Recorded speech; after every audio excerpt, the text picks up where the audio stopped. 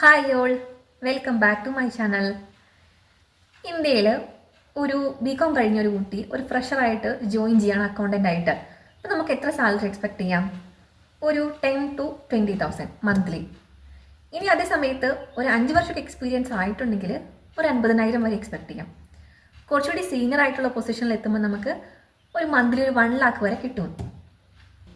അപ്പം നിങ്ങൾ ചിന്തിച്ചിട്ടുണ്ടോ എന്തുകൊണ്ടായിരിക്കും നമ്മൾ ഇന്ത്യയിൽ അക്കൗണ്ടൻസിന് ഇത്രയ്ക്ക് ലോ പേയ്മെൻറ്റ് കിട്ടുന്നതെന്നുള്ളത്?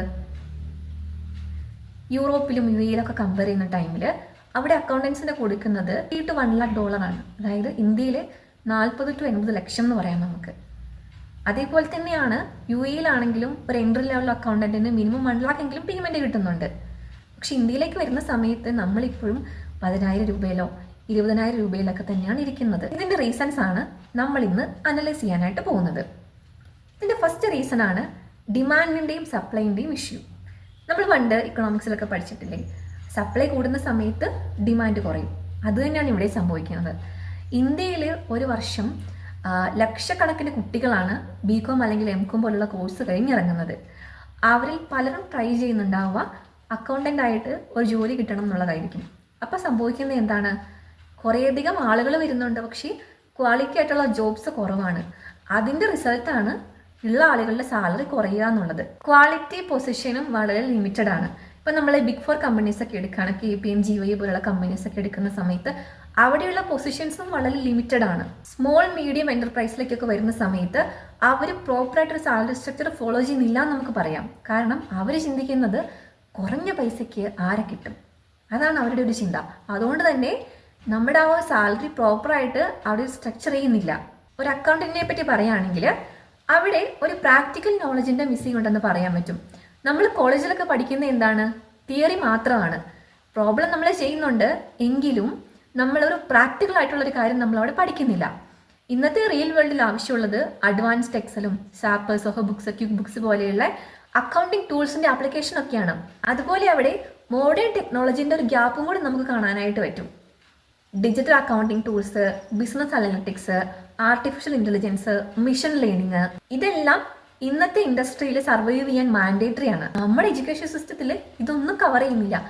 അവർ വെറുതെ കുറച്ച് തിയറി പേപ്പേഴ്സ് എടുക്കുന്നു, കുറച്ച് അക്കൗണ്ടിങ് പ്രോബ്ലംസ് ചെയ്യിപ്പിക്കുന്നു. ഇതല്ലാതെ എവിടെയും നമ്മൾക്ക് ഇങ്ങനൊരു പ്രാക്ടിക്കൽ ആയിട്ടുള്ള ഒരു ആപ്ലിക്കേഷൻ വെച്ചിട്ട് നമ്മളെ പഠിപ്പിക്കുന്നില്ല.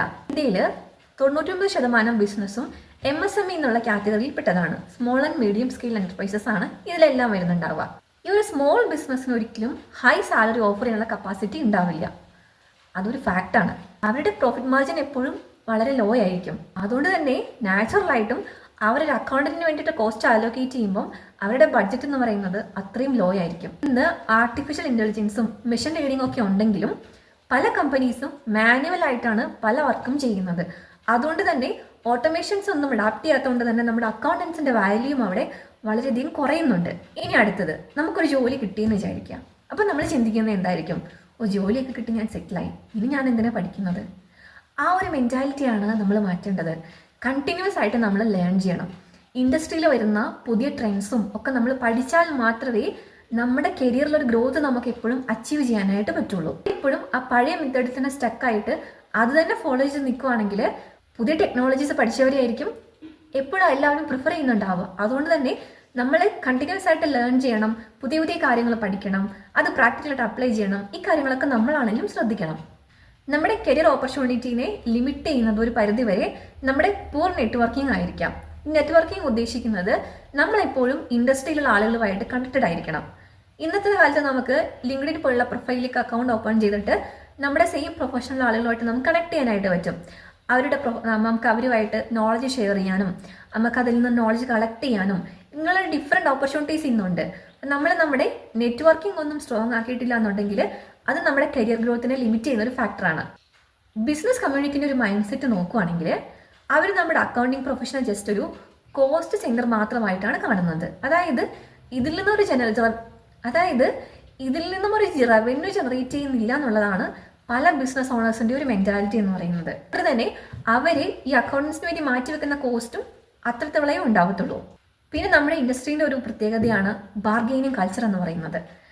കുറഞ്ഞ പൈസയ്ക്ക് എങ്ങനെ ആളെ കിട്ടും, അതാണ് പല ബിസിനസ് ഓണേഴ്സും ചിന്തിക്കുന്നത്. അത് തന്നെ ഇൻഡസ്ട്രിയിലെ അക്കൗണ്ടൻസിന്റെ മാർക്കറ്റ് റേറ്റ് കുറയ്ക്കുന്ന ഒരു പ്രധാന കാരണമാണ്. കുറഞ്ഞ റേറ്റിനാണെങ്കിലും ഈ ജോലി ചെയ്യാനായിട്ട് എനിക്ക് ആളെ കിട്ടും, അങ്ങനെയാണ് പല ബിസിനസ് ഓണേഴ്സും ഇന്ന് ചിന്തിക്കുന്നത്. ഈ ഒരു തിങ്കിങ് പ്രോസസ്സ് എൻറ്റയർ മാർക്കറ്റിലെ റേറ്റ് ഡൗൺ ചെയ്യാനായിട്ട് ഡ്രൈവ് ചെയ്യുന്നൊരു ഫാക്ടറാണ്. ഇന്റർനാഷണൽ കമ്പാരിസൺ ചെയ്യുന്ന ടൈമിൽ അമേരിക്കയിൽ നമുക്ക് അക്കൗണ്ടൻസിന്റെ ഷോർട്ടേജ് കാണാനായിട്ട് പറ്റും. അതിന് കാരണം ഇന്നത്തെ ഓട്ടോമേഷൻ വഴി ഹൈ ക്വാളിറ്റിയുള്ള പ്രൊഫഷണൽസിന്റെ ഡിമാൻഡ് കൂടുന്നതാണ്. അതുവഴി സംഭവിക്കുന്നത് മന്ത്ലി അവർക്ക് $1,00,000 മുകളിൽ സാലറി ഓഫർ ചെയ്യുന്നതാണ്. പുള്ളി ഒന്ന് കമ്പയർ ചെയ്യുന്ന ടൈമിൽ ഇന്ത്യയിൽ ഒരു അക്കൗണ്ടന്റിന് ആവറേജ് കിട്ടുന്ന സാലറി എന്ന് പറയുന്നത് ഇയർലി 2.9 lakh ആണ്.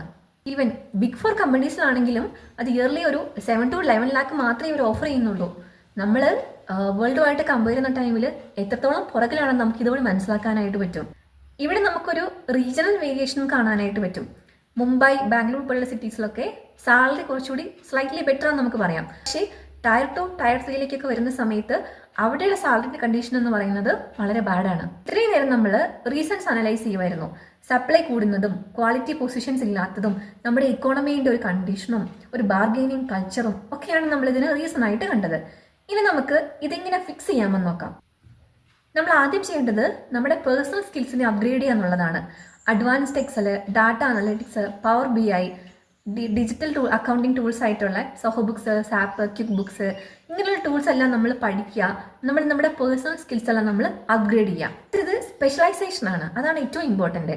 നമ്മൾ ഏതെങ്കിലും ഒരു കീ ഏരിയയിൽ നമ്മൾ സ്പെഷ്യലൈസ് ചെയ്യുക. ടാക്സിലോ, ഫിനാൻഷ്യൽ പ്ലാനിങ് ആൻഡ് അനാലിസിസിലോ, അല്ലെങ്കിൽ ഇന്റേണൽ ഓഡിറ്റിലോ, റിസ്ക് മാനേജ്മെന്റിലോ, ഇതിൽ ഏത് ഏരിയയിൽ നമുക്ക് സ്പെഷ്യലൈസ് ചെയ്യാനായിട്ട് പറ്റും. ഇനി അങ്ങോട്ട് ഈ AI-ന്റെ ഒരു വരവ് കൊണ്ട് തന്നെ കൂടുതൽ സ്കോപ്പ് ഉണ്ടാവുക ഈ ഡാറ്റ അനാലിസിസിലും പ്ലാനിങ്ങിലും ഒക്കെ ആയിരിക്കും. അതുപോലെ നമ്മൾ ഇന്റർനാഷണൽ സർട്ടിഫിക്കേഷൻസും നേടിയെടുക്കാനായിട്ട് നോക്കുക.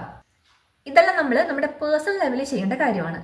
ഇനി സിസ്റ്റം ലെവലിലും കുറച്ച് മാറ്റം വരുത്താനായിട്ടുണ്ട്. ഒരു പ്രാക്ടിക്കൽ ഓറിയന്റഡ് ആയിട്ടുള്ള കരിക്കുലം വേണം. ഇൻഡസ്ട്രി പാർട്ട്ണർഷിപ്സ് ഒക്കെ ക്രിയേറ്റ് ചെയ്തിട്ട് മാൻഡേറ്ററി ആയിട്ടുള്ള ഇന്റേൺഷിപ്പ് പ്രോഗ്രാം ഒക്കെ കണ്ടക്ട് ചെയ്യണം ഓരോ കോളേജിലും.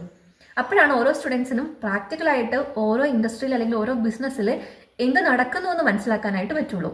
എന്താണ് അവർ ഈ ഭാവിയിൽ ചെയ്യേണ്ടതെന്ന് അവർക്ക് അപ്പോഴാണ് മനസ്സിലാവുന്നത്. അല്ലാതെ ഒരു ബുക്കിലുള്ള കുറേ കാര്യങ്ങൾ പഠിച്ചിട്ട് ഒന്നും സംഭവിക്കാനായിട്ട് പോകുന്നില്ല.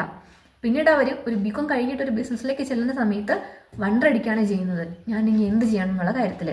അവർക്ക് സീനിയർ ആയിരിക്കും അവിടെ ഗൈഡൻസ് കൊടുക്കേണ്ടത്. അതേസമയത്ത് അവരുടെ കോളേജ് ലെവലിൽ തന്നെ ഇങ്ങനെയുള്ള ഇന്റേൺഷിപ്പ് പ്രോഗ്രാമോ അല്ലെങ്കിൽ ഇൻഡസ്ട്രി പാർട്ട്ണർഷിപ്പോ ഒക്കെ കണ്ടക്ട് ചെയ്തിട്ടുണ്ടെങ്കിൽ അവർക്ക് അപ്പം തന്നെ മനസ്സിലാക്കാനായിട്ട് പറ്റും എന്താണ് ഞാൻ ഇനി ചെയ്യേണ്ടതെന്നുള്ള കാര്യം. ഇനി എമർജിംഗ് ആയിട്ട് വരുന്ന കുറച്ച് റോൾസിനെ പറ്റിയും കൂടി നമുക്ക് നോക്കാം.